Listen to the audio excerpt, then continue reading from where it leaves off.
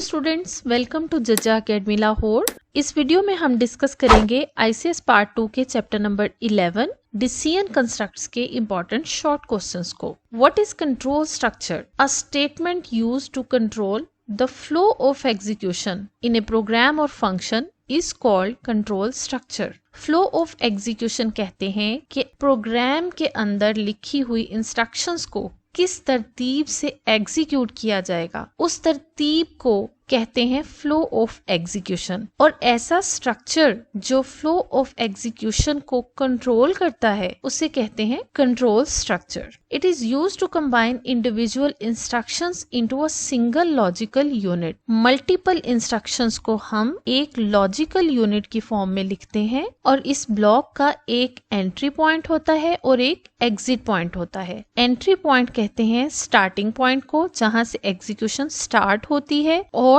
जहां पर ये ब्लॉक फिनिश होता है उसे कहते हैं exit point. List types of control structures. There are 3 types of control structures. Sequence structure, जिसे हम अभी तक डिस्कस करते आ रहे हैं, सिलेक्शन स्ट्रक्चर और repetition structure. Describe sequence structure. Sequence structure में जिस तरतीब से नंबर ऑफ स्टेटमेंट्स को लिखा जाता है उन्हें उसी तरतीब में एग्जीक्यूट किया जाता है। यानी अगर कोई स्टेटमेंट पहले नंबर पर लिखी जा रही है तो सबसे पहले एग्जीक्यूट होगी। इसी तरह next statements one after another, यानी एक के बाद दूसरी स्टेटमेंट एग्जीक्यूट होती है। इसे कहते हैं sequence structure. Define selection structure. Selection structure ऐसा स्ट्रक्चर है जिसमें एक स्टेटमेंट या मल्टीपल स्टेटमेंट्स को किसी कंडीशन की बेस पर एग्जीक्यूट करवाया जाता है। इसका मतलब पहले गिवन कंडीशन को टेस्ट किया जाता है। अगर वो कंडीशन ट्रू हो तो फिर ब्लॉक को एग्जीक्यूट किया जाता है, यानी इंस्ट्रक्शंस को एग्जीक्यूट किया जाता है, अदरवाइज उन्हें इग्नोर कर दिया जाता है। सिलेक्शन स्ट्रक्चर को डिसीजन मेकिंग स्ट्रक्चर भी कहते हैं और कंडीशनल स्ट्रक्चर भी कहते हैं। इसकी एग्जांपल्स हैं if statement, if else statement, if else if statement और switch statement. What do you mean by condition? Condition एक एक्सप्रेशन होता है जिसको टेस्ट करने के बाद डिसाइड किया जाता है कि फॉलोइंग स्टेटमेंट्स को एग्जीक्यूट किया जाएगा या फिर नहीं एग्जीक्यूट किया जाएगा। फॉर एग्जाम्पल, इफ स्टेटमेंट में पैरेंथेसिस के अंदर लिखे हुए इस पार्ट को या एक्सप्रेशन को कहते हैं कंडीशन। इस एग्जाम्पल में मार्क्स का एक वेरिएबल है और कंडीशन अप्लाई हो रही है कि अगर मार्क्स के वेरिएबल में पड़ी हुई वैल्यू बड़ी है या बराबर है 40 के तो नीचे वाली लाइन एग्जीक्यूट होगी, अदरवाइज इस लाइन को प्रिंट नहीं किया जाएगा। यानी इस लाइन को एग्जीक्यूट नहीं किया जाएगा बल्कि इग्नोर कर दिया जाएगा अगर इस एक्सप्रेशन की वैल्यू फॉल्स आती है।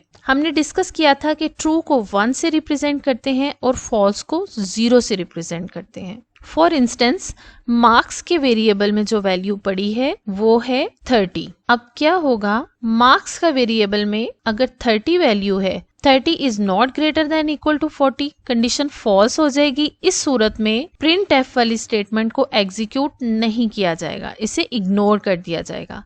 लेकिन अगर मार्क्स की वैल्यू को 50 कर दिया जाए तो फिर 50 is greater than equal to 40, इस सूरत में कंडीशन ट्रू होगी। ट्रू होने की सूरत में प्रिंट एफ की स्टेटमेंट को एग्जीक्यूट किया जाएगा। Explain if statement. If is a keyword और reserved word in C language. If statement is a decision making statement. It is used to execute or skip a statement or set of statements by checking a condition. It is the simplest form of selection construct. Selection construct की simplest form है if की statement और इसका syntax कुछ यूं होता है, if का कीवर्ड आता है, फिर इन पैरेंथेसिस के अंदर हम कंडीशन को लिखते हैं। कंडीशन जो कि एक एक्सप्रेशन होता है उसे लिखा जाता है और फिर स्टेटमेंट या सेट ऑफ स्टेटमेंट्स को लिखा जाता है। For example, if A is greater than B तो फिर प्रिंट करे ए वेरिएबल की वैल्यू को by using this format string.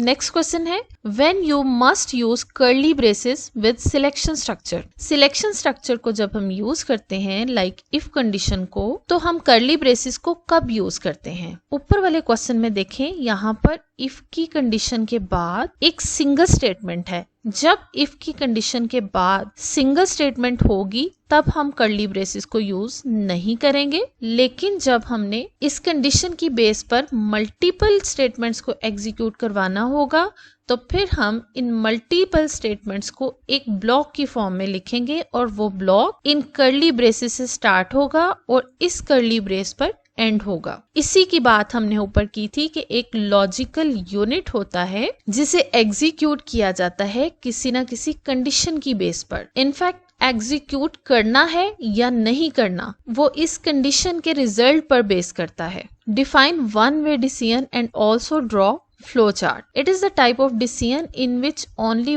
one block of statements is executed if the condition is true. Simple if statement one way decision की एक example है। इसके flow chart को देखते हैं। फ्लो ऑफ एग्जीक्यूशन यहाँ से स्टार्ट होता है। सबसे पहले इफ की कंडीशन को टेस्ट किया जाता है। अगर कंडीशन ट्रू होगी तो ब्लॉक ऑफ स्टेटमेंट्स को एग्जीक्यूट किया जाएगा और अगर कंडीशन फॉल्स होगी तो इस ब्लॉक ऑफ स्टेटमेंट को इग्नोर कर दिया जाएगा, यानी इसको एग्जीक्यूट नहीं किया जाएगा बल्कि इफ की कंडीशन यहाँ पर टर्मिनेट हो जाएगी। इसे कहते हैं one way execution. What is the use of if else statement? If else statement को टू वे एग्जीक्यूशन भी कहते हैं क्योंकि इसमें हम दो ब्लॉक्स ऑफ स्टेटमेंट्स प्रोवाइड करते हैं। इसके सिंटैक्स को देखते हैं। यहाँ पर दो तरह के सिंटैक्स गिवन है। एक सिंटैक्स है फॉर सिंगल स्टेटमेंट, यानी अगर इफ की कंडीशन के बाद हमने एक स्टेटमेंट को एग्जीक्यूट करना होगा तो फिर इसका सिंटैक्स यूं होगा, इफ का कीवर्ड आएगा देन कंडीशन और फिर वो वाली स्टेटमेंट जिसे हमने कंडीशन के ट्रू होने की बेस पर एग्जीक्यूट करना होगा। उसके बाद हम लिखते हैं एल्स का कीवर्ड और एल्स के कीवर्ड के बाद उस स्टेटमेंट को लिखा जाता है जिसे हमने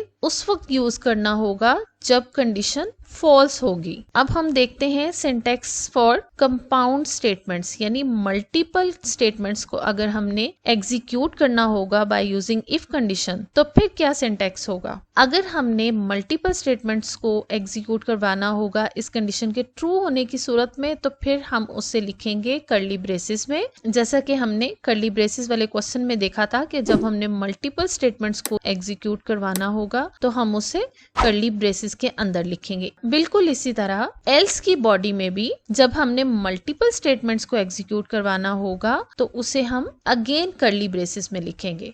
ये वाला सारा पार्ट या ये वाला सारा ब्लॉक एल्स का ब्लॉक होगा और ये वाला सारा ब्लॉक इफ का ब्लॉक होगा। अब इफ का ब्लॉक कब एग्जीक्यूट होगा और एल्स का ब्लॉक कब एग्जीक्यूट होगा? जब ये कंडीशन ट्रू होगी, इसका रिजल्ट ट्रू होगा या फिर 1 होगा, तब ये वाला ब्लॉक एग्जीक्यूट होगा। और अगर इफ कंडीशन 0 आती है, इसका रिजल्ट 0 आता है, तो फिर ये वाला ब्लॉक इग्नोर हो जाएगा, ये एग्जीक्यूट नहीं होगा बल्कि कंट्रोल यहाँ से मूव कर जाएगा इस ब्लॉक पर, एल्स वाले पार्ट पर, और एल्स वाला ब्लॉक एग्जीक्यूट होगा। सिंपल इफ कंडीशन में और इफ एल्स कंडीशन में होपफुली आपको फर्क समझ आ गया होगा कि सिंपल इफ कंडीशन में वन वे डिसीजन होता है, यानी अगर कंडीशन ट्रू होगी तो ये वाला ब्लॉक एग्जीक्यूट होगा, लेकिन अगर कंडीशन फॉल्स होगी तो फिर यहाँ पर हम एल्स का ब्लॉक दे देते हैं। यहाँ पर हम स्टेटमेंट्स लिखेंगे और एल्स वाले ब्लॉक को एग्जीक्यूट किया जाएगा और उसके बाद इफ की कंडीशन टर्मिनेट हो जाएगी। How are instructions executed in repetition structure? Repetition structure ऐसे स्ट्रक्चर को कहते हैं जिसमें एक स्टेटमेंट या मल्टीपल स्टेटमेंट्स को बार बार एग्जीक्यूट किया जाता है। In repetition structure a statement or set of statements are executed repeatedly for a specific number of times. It is also called iteration structure or loop structure. इसकी examples हैं while loop, do while loop और for loop. What is nested if statement? ऐसी if statement जिसके अंदर किसी दूसरी if statement को use किया जाए। For example, यहाँ पर मैं एक इफ कंडीशन लिखती हूँ, उसके बाद इसकी यहाँ पर कंडीशन लिखकर इफ की बॉडी के अंदर एक और इफ कंडीशन को अगर मैं अप्लाई करूंगी तो इस इनर स्टेटमेंट को कहते हैं नेस्टेड इफ स्टेटमेंट। यानी एक इफ स्टेटमेंट के अंदर अगर किसी दूसरी इफ स्टेटमेंट को यूज किया जाए तो अंदर वाली इफ स्टेटमेंट को कहते हैं नेस्टेड इफ स्टेटमेंट, और इफ स्टेटमेंट के अंदर हम any number of nested if statements को यूज कर सकते हैं। सो इसे हम यूं डिफाइन करेंगे, an if statement within another if statement is called nested if statement. Nested if statement तभी एग्जीक्यूट हो सकती है जब आउटर इफ कंडीशन ट्रू होगी, क्योंकि इसकी स्टेटमेंट्स तभी एग्जीक्यूट होंगी जब ये कंडीशन ट्रू होगी। अगर ये कंडीशन फॉल्स होगी तो इस नेस्टेड इफ स्टेटमेंट की बारी नहीं आएगी, यानी ये एग्जीक्यूट होना पॉसिबल नहीं होगा। इस एग्जाम्पल में भी आप देख सकते हैं, इफ कंडीशन है, इस इफ की बॉडी यहाँ से स्टार्ट होकर यहाँ पर खत्म हो रही। अब ये जो अंदर वाली इफ कंडीशन है, इस इफ स्टेटमेंट को कहेंगे nested if statement. Write the use of if else if statement. If else if statement can be use to choose one block of statements from many blocks of statements. ऐसी सूरत में जब हमें multiple blocks of statements write करने हो और उनमें से किसी एक ब्लॉक को एग्जीक्यूट करवाना हो, ऐसी सिचुएशन में हम यूज करते हैं if else if स्टेटमेंट को। It is used when there are many options and only one block of statements should be executed on the base of a condition. Define ternary operator or write down the syntax for ternary operator. Ternary operator ऐसे operator को कहते हैं जो 3 operands पर apply होता है। इसकी example हमने प्रीवियस लेक्चर में भी पढ़ी थी, कंडीशनल ऑपरेटर है। Conditional operator is an alternative of if else statement. If else statement जो काम करती है, एग्जैक्टली वही काम हम कंडीशनल ऑपरेटर को यूज करते हुए भी कर सकते हैं। So it is also a decision making structure just like if else statement. अब हम देखते हैं कंडीशनल ऑपरेटर के सिंटैक्स को। क्वेश्चन मार्क से रिप्रेजेंट किया जाता है कंडीशनल ऑपरेटर को। कंडीशनल ऑपरेटर की लेफ्ट हैंड साइड पर लिखते हैं कंडीशन को पैरेंथेसिस के अंदर। अगर ये कंडीशन ट्रू होगी, यानी इसका जो ट्रू केस होगा, उसे कंडीशनल ऑपरेटर के बिल्कुल राइट साइड पर लिखा जाता है। यहाँ पर उस स्टेटमेंट को लिखा जाता है जिसे इस कंडीशन के ट्रू होने की बेस पर हमने एग्जीक्यूट करना हो। उसके बाद कॉलन लिखते हैं और कॉलन के बाद फॉल्स के केस को लिखा जाता है। इसकी एग्जाम्पल देखें, if x is greater then y, क्या x बड़ा है y से? अगर है, यानी अगर ट्रू है, तो फिर प्रिंट एफ करवा दे x is larger than, colon के बाद हम फॉल्स केस को लिखेंगे, यानी अगर x बड़ा नहीं है y से, तो फिर ये ट्रू केस प्रिंट नहीं होगा, बल्कि कंट्रोल यहाँ से मूव कर जाएगा फॉल्स के केस में और प्रिंट करवा देगा y is larger. Write a C statement using conditional operator that checks the value of two variables x, y. It assigns the smallest value to the variable min. सबसे पहले हम देखेंगे कि हमने कंडीशन कौन सी टेस्ट करनी है। x और y 2 वेरिएबल्स हैं जिनकी वैल्यू को हमने चेक करना है और फिर इनमें से जो छोटी वैल्यू होगी उसे min वाले वेरिएबल में असाइन कर देना है। सो इसे हम यूं लिखेंगे, if x is less than y then minimum में असाइन कर देगा x की वैल्यू को, और अगर ये कंडीशन फॉल्स होगी, इसका मतलब होगा कि x छोटा नहीं है y से बल्कि x बड़ा है y से। तो अगर x बड़ा है तो इट मीन्स के y छोटा है। देन क्या होगा, min के वेरिएबल में हम y की वैल्यू को रखवा देंगे। It would be the solution of this question. Write a C statement that assigns 1 to the variable y if the value of variable x is greater than 0, otherwise it assigns -1 to the variable y. यहाँ से हम सबसे पहले if की condition को pick करेंगे। if the value of variable x is greater than 0, x is greater than 0 को हम यहाँ पर कंडीशनल ऑपरेटर के लेफ्ट साइड पे लिखेंगे। if x is greater than 0 then conditional operator आएगा और फिर हम ट्रू पार्ट लिखेंगे। ट्रू पार्ट क्या है, it assigns 1 to the variable y,